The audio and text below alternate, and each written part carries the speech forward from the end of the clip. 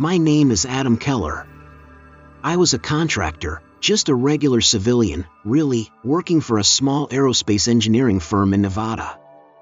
I never imagined that my routine job testing drone firmware would put me face to face with the most terrifying truth humanity has ever buried.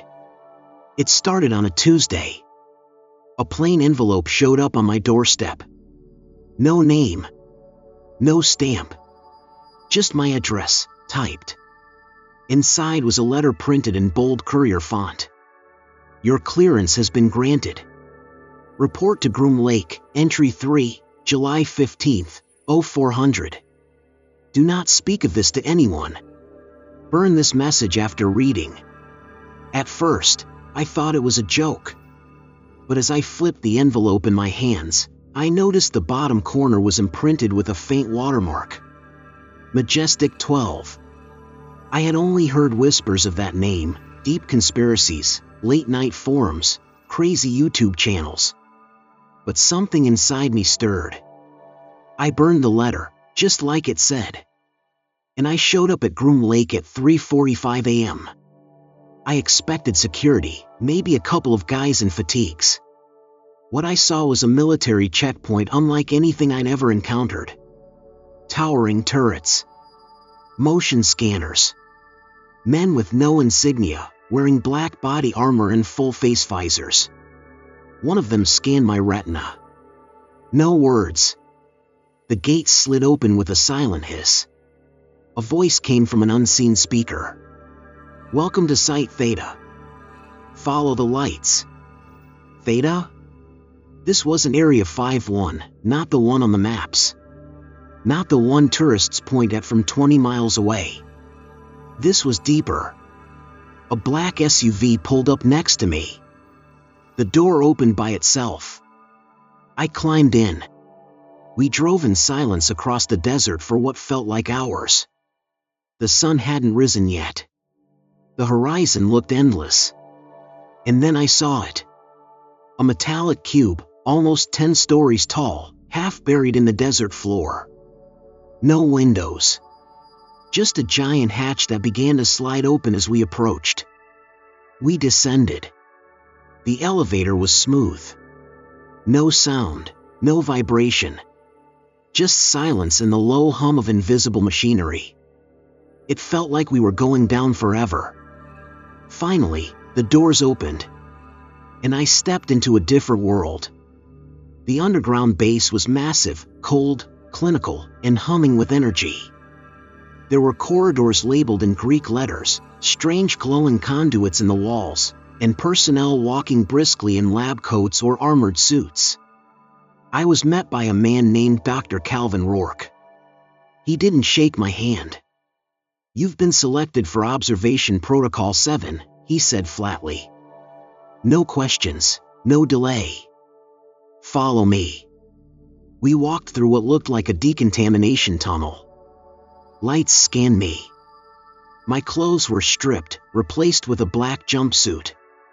I had no phone, no ID, nothing. I wasn't Adam Keller anymore. Rourke led me to a chamber labeled Staging Bay 4, Restricted Tier 0. He placed his hand on a scanner, and the doors parted. Inside was the portal. It wasn't a machine. Not exactly. It looked organic. A ring, 12 feet in diameter, made of obsidian-like material that shimmered with alien symbols. It floated above a platform, humming, pulsing, breathing. I swear it was breathing. We didn't build it, Rourke said calmly. We found it. In 1972. In the sands of Iraq. My throat went dry. The Iraq dig site collapsed after that, he continued. Buried under sand and war. But we moved it here. It took 30 years before we figured out how to activate it. I couldn't speak. And now, Rourke smiled thinly, you're going in. They strapped sensors to my back, a tiny camera to my shoulder. No weapons. No light source. Everything would be monitored remotely. "Whatever you do," Rourke said, leaning close, "don't speak to it." "To what?" He didn't answer. I stepped onto the platform. The hum intensified. The portal flared, a blinding white glow that turned to dark violet. The surface of the ring shimmered like water under moonlight. And then I felt it pull me. Not my body, my mind. I screamed, but there was no sound. And in an instant, I was gone. I landed on what looked like stone. But it wasn't stone.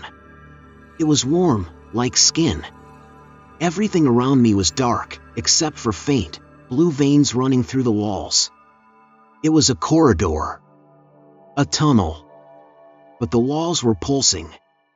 I checked my mic. "Base, this is Keller. I've arrived." No response. "Keller to base. Do you copy?" Only static. I was alone. Or so I thought.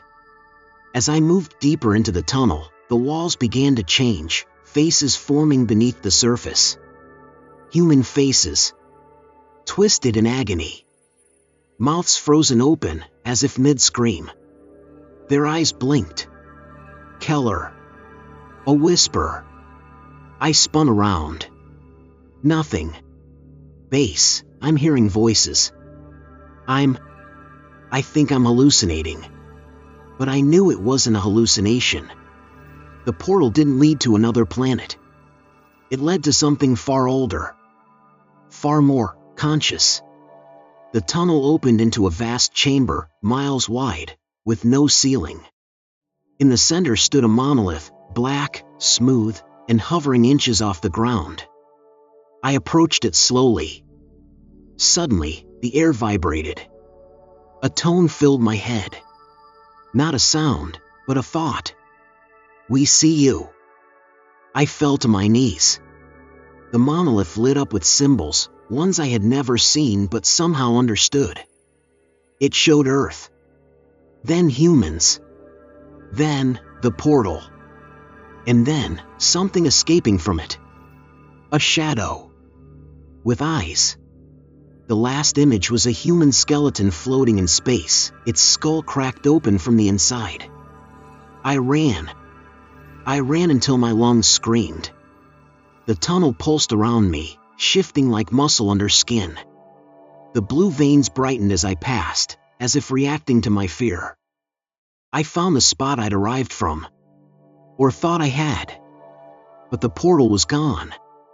Only a flat wall remained, smooth, black, silent. I pounded on it. I screamed. "Open it! Bring me back!" No answer. Then, a tone. Low. Rumbling. And, almost like a heartbeat. Thump, thump, thump. The wall shimmered. And just like that, it opened. I collapsed onto the platform at the base, back inside the underground chamber. I was gasping. Covered in sweat. But it wasn't hot. It was freezing. The room was empty. No doctors. No guards. No light except from flickering ceiling panels. I stumbled to the observation window. Smashed. The glass lay in shards on the floor. Dark stains ran across the walls, not paint. What the hell happened here? I pulled the earpiece from my collar. Static. No response. "This is Keller. I've returned.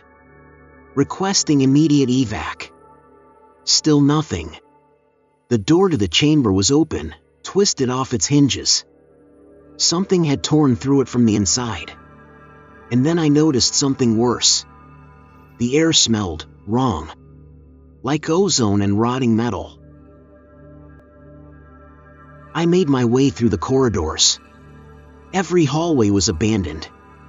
Equipment lay scattered. Monitors blinked aimlessly. One of them showed the internal cameras, static, with flashes of movement.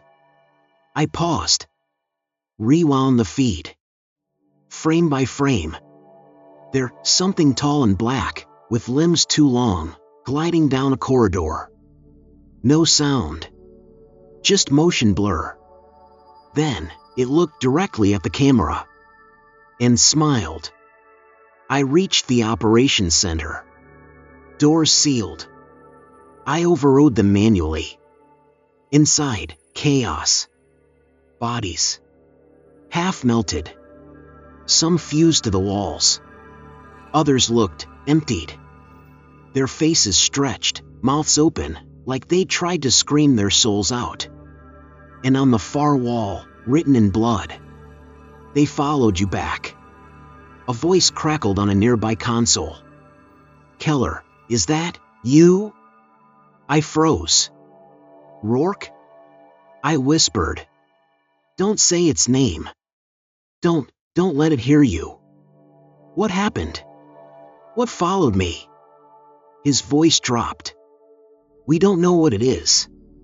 But the portal didn't just open a doorway, it opened awareness. It saw you. And now it knows." "Knows what?" "That we're here." I swallowed hard. "Where are you?" "Maintenance shaft 9. I'm sealed in. It can't reach me here, not yet." I ran. Shaft 9 was deep, below sublevel 6. As I moved, I noticed the walls changing again. Veins pulsed. Lights flickered. I could swear the hallways were breathing. When I reached the elevator, the panel was destroyed. Only one way down, the old access ladder. As I descended, I heard it. Behind me.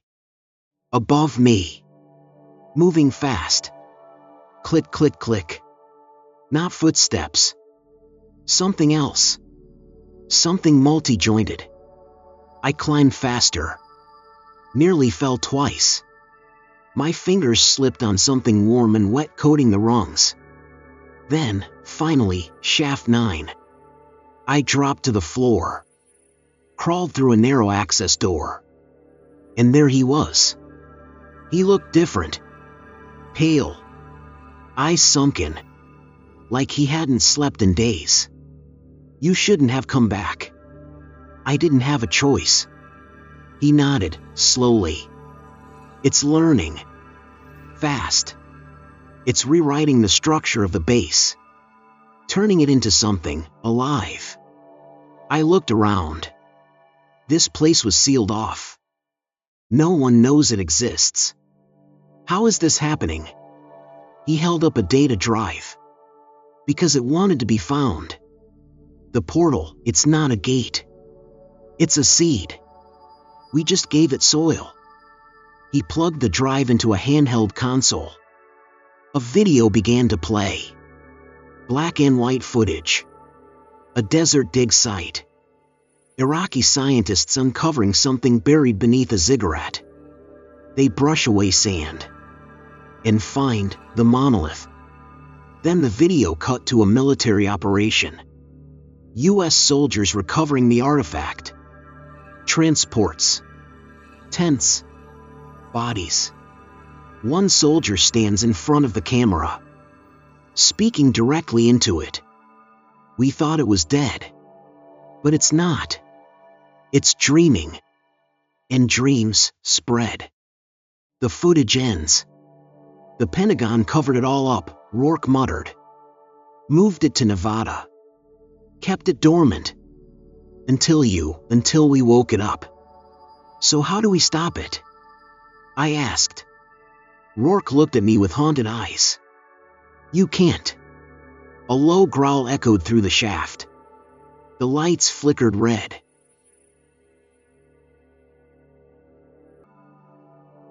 We moved fast.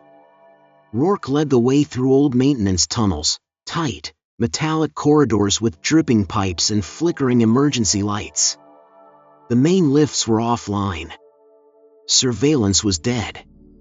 It felt like the base was holding its breath. "We need to reach core chamber Delta," Rourke said. "That's where the power source is. Shut that down, the portal collapses." "Won't that kill us too?" He glanced back, grim. If we're lucky. As we moved, we passed more bodies, military, science, even some I didn't recognize. But these weren't like the others. Their skin was blackened, like tar had spread from the inside. Eyes hollow. Fingers curled backward. Some were whispering, even though they were dead. Rourke paused at one of them. A young woman in a lab coat. He knelt. She was my assistant. Brilliant. He pulled something from her pocket. A locket. Inside was a picture of her and a little boy. Rourke pocketed it and stood. His jaw clenched. It feeds on memory. Emotion. That's how it grows.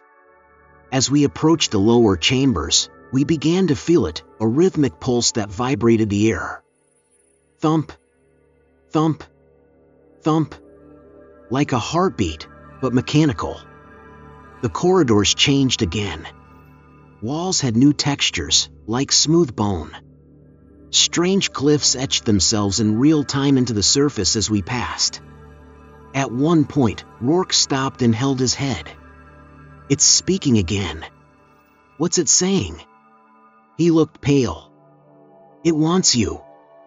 It saw something in you when you went through. You brought back more than you think. I didn't answer. Because deep down, I could feel it, too. We reached an old control room overlooking the power core, a swirling column of blue plasma housed inside a containment field. Rourke began working on the console, typing fast. I can overload the core, but we'll have to be in the chamber itself to trigger it manually. Suddenly, everything went still. The lights dimmed. And then, it spoke. Not in sound. Not in voice. But directly into our thoughts. You open the door. You are the pathway. You will see. Rourke screamed, collapsing to the ground, clutching his head. I dropped beside him, shaking him. Rourke, stay with me. His eyes rolled back. And then, he stopped moving. But his lips parted. And he began to speak. In a voice that was not his. We are not from the stars. We are beneath. Before light. Before flesh. His body twitched violently. The portal was a vein. You have pierced the flesh of the world. His hand shot up, grabbing my wrist. We are awake. And then he collapsed, unconscious. I carried him, barely conscious, down into the power core chamber. The air was electric, literally. The containment field flickered. Arcs of blue light danced along the walls. The controls were ancient, decades old. I remembered what Rourke told me. Manual override. I set him down and began inputting the shutdown sequence. The portal's pulse quickened. Thump, thump, thump, thump. The walls groaned. Then I heard it. Footsteps. It entered the chamber like a shadow stepping through glass. Tall. Black. Featureless. Its body shimmered like liquid oil. No eyes. No face. But I knew it was looking at me. It didn't speak. It didn't need to. I felt it. I reached for the final switch. It moved. Fast. Faster than anything should. I was thrown against the wall. My ribs cracked. It stood over me. Its head tilted. Curiously. Like a child observing an ant. I reached for my belt, where Rourke had given me a small charge. Pulled the pin. Shoved it into the console. And slammed the switch. A scream, deafening, ripped through the chamber. Not mine. Not Rourke's. The portals. The containment field exploded in light. The room trembled. Steel twisted. Reality bent.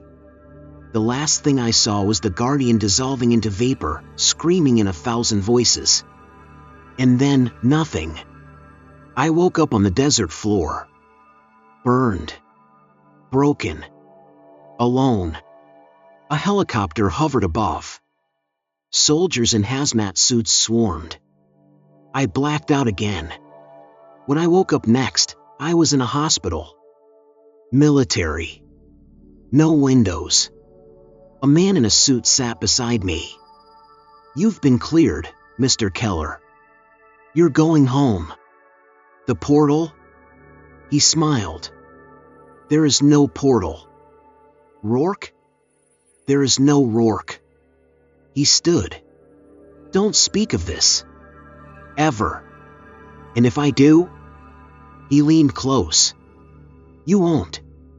I'm writing this now because I know what's coming. I've started to dream in glyphs. I see the monolith in my sleep. I hear the heartbeat behind my walls. And I know the truth. The portal wasn't destroyed. Because the real portal was me."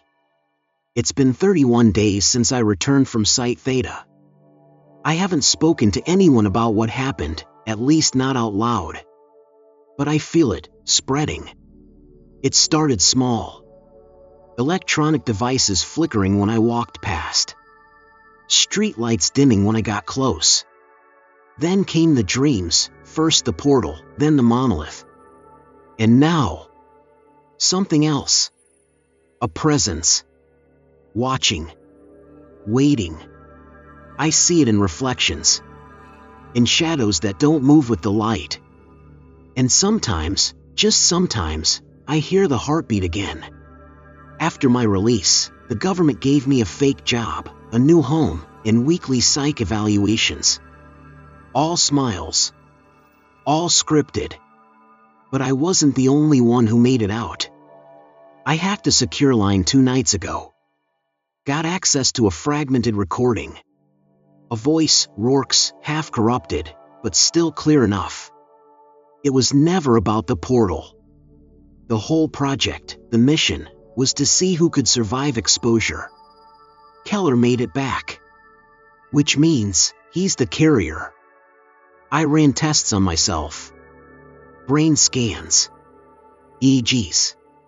I rented illegal biotech from Darknet Labs. What I found shouldn't be possible. There's a pattern etched into my neural pathways. A symbol repeating itself. A glyph that isn't from Earth. I compared it to ancient carvings from Mesopotamia. Aztec tablets. Even cave art from 20,000 years ago. It's there. It's always been there. Which means this thing, this intelligence from beyond the portal, has touched us before. Thousands of years ago. Maybe longer.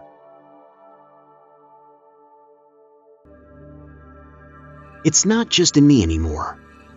The dreams are spreading. People online, strangers, are sketching the same shapes I see. Whispers in forums. Posts that vanish after minutes. One message I screenshotted before it disappeared. The monolith spoke to me. It said the world is ready again. I thought I'd contained it. But you can't close a portal that was never physical. It's an idea now. A signal. A viral thought encoded in symbols, images, stories. Even this message might be part of it.